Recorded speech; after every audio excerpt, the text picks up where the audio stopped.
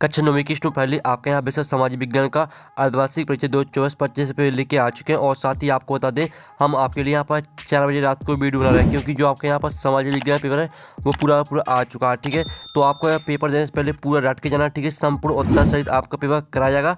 और वीडियो को लाइक कर लीजिए, चैनल को सब्सक्राइब कर लीजिए, क्योंकि हम आपके लिए यहाँ पर 4 बजे रात को वीडियो बना रहे हैं। ठीक है, तो वीडियो को लाइक जरूर कर लीजिएगा। और साथ ही आप यहाँ पर धीरे पूर्णांक का 75 नंबर का रहेगा, और यानी जो पूर्णांक है वो 75 अंक रहेगा। और आपके टोटल क्वेश्चन 23 रहेंगे, और टाइम आपका 3 घंटे रहने वाला है। और आप यहाँ पढ़ सकते हैं कक्षा 9वीं अर्धवार्षिक परीक्षा 2024-25 सोशल साइंस समाज विज्ञान।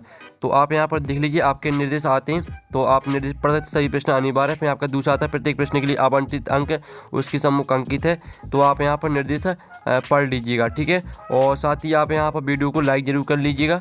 अब चलिए स्टूडेंट, जो आपके यहाँ पर सामाजिक विज्ञान का पेपर है वो हम यहाँ पर देख लेते हैं। ठीक है, तो पूरा पेपर आपको यहाँ पर पेपर देने से पहले देखना और पूरा आपको यहाँ पर याद करना है। ठीक है, तो आप यहाँ पर देख लीजिए, आपके यहाँ पर सही विकल्प आते हैं पहले तो 6 नंबर के। ठीक है, तो आप यहाँ पर ध्यान से देखिएगा और सुनिएगा, जिससे पूरे ऑब्जेक्ट हैं वो आपको यहीं पे याद कर लेने हैं। तो आपके यहाँ पर 6 नंबर के आते हैं सही विकल्प। तो पहला था, ठीक है, भारत के दक्षिण में कौन सा सागर है? तो आपका आता प्रशांत महासागर, बा आता हिंद महासागर, और सा आता अरब सागर, और दा आता उपरोक्त में से कोई नहीं। तो यहाँ भारत के दक्षिण में कौन सा सागर है? तो इसका राइट आंसर आपका बा हो जाएगा, हिंद महासागर। फिर आपका यहाँ पर दूसरा आता किस नदी को दक्षिण भारत की गंगा कहा जाता है? तो आपका इसका औसत आता गोदावरी, बात आपका कावेरी, और सात आपका कृष्णा, और दाता बेनगंगा। तो यहाँ पर किस नदी को दक्षिण भारत की गंगा कहा जाता है? तो इसका राइट आंसर आपका कावेरी हो जाएगा। ठीक है, आपके यहाँ पर कावेरी राइट आंसर रहेगा। फिर आपके यहाँ पर तीसरा देख लेते हैं। तो तीसरा आता फ्रांस की क्रांति कब आरंभ हुई? तो आपका आता 1780 ईस्वी, बात 1890 ईस्वी, और सात 1789 ईस्वी, और दाता 1960 ईस्वी। तो यहाँ फ्रांस की क्रांति कब आरंभ हुई? तो इसका जो राइट आंसर रहेगा वो आपको 1789 ईस्वी हो जाएगा। ठीक है, 1789 ईस्वी आपका राइट आंसर रहेगा। और आपको यहाँ पर अच्छे से याद करते जाना है। ठीक है, फिर जो आपका चौथा आता है, हिटलर का प्रमुख अर्थशास्त्री कौन था? तो आपका आता हालमार्क साक्स, तो बात है विलियम कैंसर, और साथ आपका जॉन एवर्ट, और दाता हिडनबर्ग। तो यहाँ पर हिटलर का प्रमुख अर्थशास्त्री कौन था? तो इसका राइट आंसर आपका आ हो जाएगा हालमार्क साक्स। फिर आपका यहाँ पर पाँचवा आता है, लोकतंत्र के लिए आवश्यक है। तो आपका आता धनबल, बात आता स्वतंत्र और निष्पक्ष चुनाव, और साथ आपका अशिक्षा, और दाता निरंकुशता। तो यहाँ पर लोकतंत्र के लिए आवश्यक है यहाँ पर स्वतंत्र और निष्पक्ष चुनाव। ठीक है, तो आपका 5 में का बा करेक्ट आंसर रहेगा। फिर जो आपका यहाँ पर 6वां दिया गया है, तो 6वां देख लीजिए, इनमें से स्थायी पूंजी कौन सी है? तो आपको स्थायी पूंजी बतानी कौन सी रहेगी। तो जो आपकी स्थायी पूंजी रहेगी वो आपकी यंत्र भी है, कंप्यूटर भी है, और भूमि भी। तो इसका आंसर आपको उपरोक्त सभी हो जाएगा। ठीक है, तो इस तरह से जो आपके यहाँ पर सही विकल्प है वो कंप्लीट हो जाते हैं। आपने यहाँ पर अच्छे से याद कर लिए होंगे। ठीक है, अब चलिए आपके यहाँ पर देख लेते हैं प्रश्न आपका दो आता रिक्त स्थानों की पूर्ति की, जो कि 6 नंबर के रहेंगे। तो पहला था, भारत की भूमि का क्षेत्रफल 2.9 वर्ग किलोमीटर है। तो भारत की भूमि का क्षेत्रफल है आपका यहाँ पर, ठीक है, 32,87,263 वर्ग किलोमीटर। ठीक है, ये आपका यहाँ पर हो जाएगा भारत का क्षेत्रफल। तो आपको इसको याद करना। ठीक है, फिर आपका यहाँ पर दूसरा आता है, लोगों का एक स्थान से दूसरे स्थान पर जाकर बसना। ठीक है, डोडो कहलाता है। तो यहाँ पर लोगों का एक स्थान से दूसरे स्थान पर जाकर बसना प्रवास कहलाता है। ठीक है, तो आपका यहाँ पर दूसरे का आंसर प्रवास हो जाएगा। फिर जो आपके यहाँ पर तीसरा आता है, ... पुस्तक को क्रांति का बाइबल कहा जाता है। तो इसका आंसर आपका रहेगा द सोशल कॉन्ट्रैक्ट। ठीक है, द सोशल कॉन्ट्रैक्ट पुस्तक को क्रांति का बाइबल कहा जाता है। ठीक है, इसका आंसर आपका यहाँ पर द सोशल कॉन्ट्रैक्ट हो जाएगा। फिर आपका आता है, भारत में राष्ट्रपति एक कार्यकाल होता है। तो भारत में राष्ट्रपति एक कार्यकाल होता है आपका 5 वर्ष। ठीक है, 5 वर्ष आपका इसका राइट आंसर हो जाएगा। फिर आपका 5वां आता, भारत में वोट डालने की उम्र ... है। तो भारत में वोट डालने की उम्र है आपकी 18 वर्ष। ठीक है, 18 वर्ष आपका यहाँ पर राइट आंसर रहेगा। फिर आपका आता है, लोकसभा सदस्यों को चुनाव चिन्ह ... प्रदान करता है। तो यहाँ पर लोकसभा सदस्यों को चुनाव चिन्ह आपका चुनाव आयोग प्रदान करता है। ठीक है, आप यहाँ पर आप यहाँ पर देख लीजिए, आपके यहाँ पर लिख देते हैं। ठीक है, चुनाव आयोग। ठीक है, चुनाव आयोग आपका इसका यहाँ पर राइट आंसर हो जाएगा 6 में रिक्त स्थान का। ठीक है, तो इस तरह से आपके जो यहाँ पर दिए थे रिक्त स्थान वो आपके कंप्लीट हो जाते हैं। आपने अच्छे से यहाँ पर याद कर लिए होंगे। ठीक है, और स्क्रीनशॉट भी ले लिया होगा। अब चलिए आपका प्रश्न यहाँ पर 3 आता है, सत्य असत्य का चयन करके लिखिए, जो कि आपके 6 नंबर के रहने वाले हैं। तो पहला था आपका, भारत दुनिया का क्षेत्रफल की दृष्टि से 7वां बड़ा देश है। तो पहला आपका सत्य रहेगा। ठीक है, पहला सत्य रहेगा। फिर आपका दूसरा आता है, रूस में सामूहिक खेती को कोल खोज कहा जाता है। तो दूसरा आपका असत्य हो जाएगा। ठीक है। दूसरा रहेगा आपका असत्य। फिर जो आपका तीसरा आता भारत एक धर्मनिरपेक्ष राज्य है, तो आपका यह सत्य हो जाएगा। ठीक है, बिल्कुल आपका सत्य रहेगा। फिर जो आपका आता है लोकतंत्र में शासकों का चुनाव जनता करती है, तो आपका यह भी सत्य हो जाएगा। और जो आपके यहाँ पर दिया गया है भारत में आम चुनाव प्रत्येक 5 वर्ष बाद होते हैं, तो आपका यह भी सत्य रहेगा। फिर जो आपका आता है उत्पादन भूमि श्रम और पूंजी उत्पादन की कारक है, तो आपका यह भी सत्य हो जाएगा। ठीक है, इस तरह से जो आपके 17 सत्य हैं वो आपके कंप्लीट हो जाते हैं। ठीक है, पहला आपका सत्य रहेगा, दूसरा रहेगा असत्य, और तीसरा रहेगा सत्य, चौथा भी सत्य रहेगा, पाँचवा भी सत्य रहेगा, छठवां भी सत्य। ठीक है, अब चलिए आपके यहाँ पर देख लेते हैं। नेक्स्ट प्रश्न आता है सही जोड़ी का मिलान कर लिखी, जो कि आपकी 6 नंबर की रहने वाली है। स्तंभ आवबा में आपकी दी गई सही जोड़ी पहले आती है प्राकृतिक संसाधन, तो प्राकृतिक संसाधन को आपको मैच कर देना है यहाँ पर भूमि से। फिर जो आपकी आती है आज़ाद हिंद फौज, तो इसको आपको यहाँ पर नेताजी सुभाष चंद्र बोस से मैच कर देना है। और मत्स्य पालन को आपको प्राथमिक क्षेत्र से मैच कर देना है। और चौथी आती डॉक्टर राजेंद्र प्रसाद, तो इसको आपको संविधान सभा के अध्यक्ष से मैच करना चौथी। और पाँचवीं आती ड्यूमा, तो ड्यूमा को आपको रूस की संसद से मैच कर देना है। जो छवीं आती गैस टापू, तो गैस टापू को आपको गुप्तचर सेवा से मैच कर देना है। ठीक है, इस तरह से जो आपकी सही जुड़ी वो कंप्लीट हो जाती है।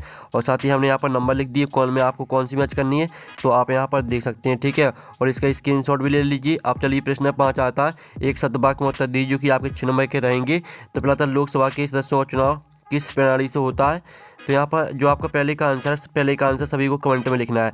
जो भी यहाँ पर पहले का आंसर सही लिखेगा, ठीक है, यानी जो आपका दिया गया है लोकसभा के सदस्यों का चुनाव किस प्रणाली से होता है, तो सभी को इसका आंसर कमेंट में लिखना। जो यहाँ पर सही आंसर लिखेगा उसका कमेंट हम यहाँ पिन कर देंगे। ठीक है, तो सभी को यहाँ पर कमेंट में आंसर लिखना है पहले वाले का। फिर दूसरा आता है हीराकुंड बांध किस नदी बना है, तो यहाँ पर हीराकुंड बांध बना है आपका महानदी पर। ठीक है, आपका यहाँ पर दूसरे का आंसर रहेगा महानदी। फिर आपके यहाँ पर ठीक है देख लेते तीसरा आता है गंगा नदी की प्रमुख सहायक नदियों के नाम लिखिए। तो गंगा नदी की जो आपकी ठीक है सहायक नदियों की आपको नाम लिखना है। तो इसका आंसर रहेगा आपका यहाँ पर गंडक, कोसी। ठीक है, आप यहाँ पर देख लीजिए गंडक, कोसी और आपकी यहाँ पर यमुना। ठीक है, इस तरह से आपको यहाँ पर बहुत और भी नाम आपके हैं, लेकिन आपको ठीक है 3 नाम याद कर लेना है।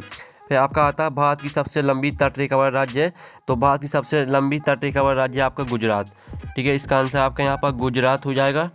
और जो आपका यहाँ पर दिया 1917 की रूसी क्रांति को किस नाम से पुकारा जाता है, तो इसका आंसर रहेगा ठीक है 1917 की रूसी क्रांति को बोल्शेविक क्रांति के नाम से पुकारा जाता है। ठीक है, तो इसका आंसर आपका रहेगा बोल्शेविक। ठीक है, आप यहाँ पर देख लीजिए बोल्शेविक क्रांति आपका इसका यहाँ पर राइट आंसर हो जाएगा। फिर आपका था पालमपुर में सिंचाई का मुख्य साधन क्या है, तो यहाँ पालमपुर में सिंचाई का मुख्य साधन है आपके कुएं आपका राइट आंसर रहेगा। तो इस तरह से जो आपके 1 शतवाक में होता है वो कंप्लीट हो जाते हैं। प्रश्न आपका 6 आता भारत के केंद्र शासित प्रदेशों के नाम लिखिए। तो स्टूडेंट आप यहाँ पर देख लीजिए ये आपके 8 केंद्र शासित प्रदेश है। ठीक है, दिल्ली, अंडमान निकोबार द्वीप समूह, चंडीगढ़, दादरा और नगर हवेली और दमन और दीव, लक्षद्वीप, पांडिचेरी, जम्मू और कश्मीर, लद्दाख। ठीक है, आपका यहाँ पर 6वें क्वेश्चन का आंसर हो जाता है। इसके स्क्रीनशॉट आप ले लीजिए। फिर जो आपका यहाँ पर ठीक है इसका अथवा दिया गया है, तो अथवा देख लीजिए भारत के पड़ोसी देशों के नाम लिखिए। तो भारत की पड़ोसी देशों के नाम रहेंगे आपके अफगानिस्तान, बांग्लादेश, भूटान, चीन, म्यांमार, नेपाल, पाकिस्तान। ये आपका 6वें का अथवा का आंसर हो जाता है। फिर जो आपका यहाँ पर दिया गया ठीक है आप यहाँ पर देख लीजिए भारत को विश्व में किन किन नामों से जाना जाता है, तो 7वें क्वेश्चन का आंसर देख लीजिए। ठीक है, भारत को विश्व में आर्यभट्ट, हिंदुस्तान, सोने की चिड़िया और भारत इंडिया के नाम से जाना जाता है। ये आपका 7वें क्वेश्चन का आंसर हो जाता है। ठीक है, तो पूरा आपको यहाँ पर याद करके जाना पेपर। ठीक है, पेपर देने से पहले अब चलिए आपका यहाँ पर 7वें का जो अथवा है, तो हम यहाँ पर 7वें का जो अथवा है वो देख लेते हैं। तो आप यहाँ पर देख लीजिए आपका 7वें का अथवा आता अभय तंत्र से क्या आशा है। ठीक है, तो जो इसका आंसर है वो हम यहाँ पर देख लेते हैं। इसका आंसर रहेगा किसी नदी और उसकी सहायक धाराओं से मिलकर बने जल प्रवाह की व्यवस्था को अभय तंत्र कहते हैं। यह एक तरह का जाल तंत्र होता है। ठीक है, इस तरह से पूरा आपको यहाँ प्रणाली भी कहा जाता है, यहाँ तक याद करना है। तो ये आपका 7वें का अथवा का यहाँ पर आंसर हो जाता है। फिर जो आपके यहाँ पर दिया गया ठीक है भारत के किन्हीं 2 प्रमुख झीलों के नाम बताइए। तो आप यहाँ पर देख लीजिए जो आपकी भारत की झीलों के नाम रहेंगे वो आपकी ये वेम्बनाड जो कि आपकी केरल में स्थित है, फिर दूसरे की चिल्का जो कि आपकी उड़ीसा में स्थित है। ठीक है, तो इस तरह से आपका 8वें क्वेश्चन का आंसर हो जाता है। जो 8वें का था फ्रांस की क्रांति ने विश्व को कौन से 3 सिद्धांत दिए, तो इसका आंसर रहेगा ठीक है फ्रांस की क्रांति ने दुनिया को 3 सिद्धांत दिए जो ये रहे स्वतंत्रता, समानता, बंधुत्व। ठीक है, ये आपका 8वें का सिर्फ 2 लाइन का आंसर है, इसे याद कर लेना है। फिर आप यहाँ पर देख लीजिए भारत की जलवायु को प्रभावित करने वाले कारक कौन कौन से हैं। तो आप यहाँ पर देख लीजिए भारत की जलवायु को मुख्य रूप से 3 कारक प्रभावित करते हैं। ये हैं अक्षांश, ऊंचाई, वायु दाब एवं पवनें। ये आपका 9वें क्वेश्चन का आंसर हो जाता है। फिर आपका यहाँ पर आता है, ठीक है, मौसम और जलवायु में आपको 2 अंतर लिखना है। तो आप यहाँ पर देख लीजिए ये आपका मौसम और जलवायु में 2 अंतर दिया गया, ठीक है। आपके यहाँ पर दिए तो गए हैं 4 अंतर, लेकिन यहाँ से आपको 2 अंतर याद करना है, ठीक है। 9वीं का अथवा का आंसर आपका हो जाता है।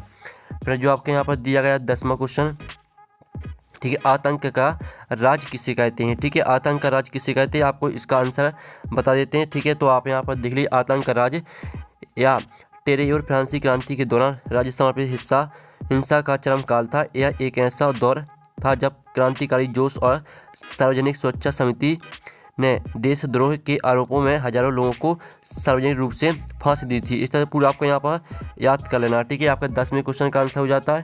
फिर जो आपके यहाँ पर दिया गया, ठीक है, 10वें का अथवा 18वीं सदी में फ्रांसीसी समाज कितने वर्गों में बटा था। तो इसका आंसर देख लीजिए 18वीं सदी में फ्रांस में ठीक है सामंती व्यवस्था थी। समाज 3 वर्गों में विभाजित था। पादरी वर्ग पहला वर्ग और कुलीन वर्ग आपका दूसरा वर्ग और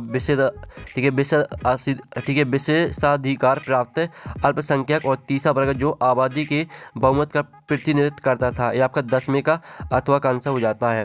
फिर आपके यहाँ पर 11वां क्वेश्चन देख लेते हैं। तो 11वां आता कार्ल मार्क्स का पूंजीवादी पर क्या विचार था। तो ये आपका 11वें क्वेश्चन का आंसर। तो इसका स्क्रीनशॉट आप जल्दी से ले लीजिए। अब चलिए आपके यहाँ पर देख लेते हैं जो 11वें का अथवा था द्वितीय इंटरनेशनल क्या था। तो आप यहाँ पर देख लीजिए द्वितीय इंटरनेशनल समाजवादी पार्टियों और ट्रेड यूनियनों का एक संघ था। तो इस तरह से पूरा यहाँ प्रभावित करता रहा, यहाँ तक याद करना है। फिर आपके यहाँ पर देख लेते हैं, ठीक है, 12वां प्रश्न है। तो 12वां था लोकतांत्रिक सरकार क्या होती है। तो आप यहाँ पर देख लीजिए लोकतांत्रिक सरकार ऐसी सरकार होती है जिसमें शासन करने का अधिकार बहुसंख्यक आबादी द्वारा चुने गए प्रतिनिधि के पास होता है। पूरा आपके यहाँ पर विधायिका चुन सकती है, यहाँ तक याद कर लेना है। फिर आपके यहाँ पर देख लेते हैं संविधान सभा क्या है। तो आप यहाँ पर दिल्ली संविधान सभा भारत के संविधान को बनाने के लिए बनाई गई एक विशेष संस्था थी। इस तरह से आपको लागू किया जा सकता था, यहाँ तक याद करना है, ठीक है। आपका 12वें का अथवा का आंसर हो जाता है। फिर आपके यहाँ पर देख लेते 13वां। तो 13वां आता पंथ निरपेक्ष क्या है। तो आप यहाँ पर देख लीजिए पंथ निरपेक्ष का मतलब है कि राज्य किसी भी पंथ या धर्म के प्रति पक्षपात नहीं करेगा और सभी धर्मों को समान मानेगा। ये आपका 13वें क्वेश्चन का आंसर हो जाता है। अथवा आता आम चुनाव क्या है। तो आप यहाँ पर दिल्ली सभी चुनाव क्षेत्र में एक ही दिन अथवा एक छोटे अंतराल में अलग अलग दिन चुनाव होते हैं, इससे आम चुनाव कहते हैं।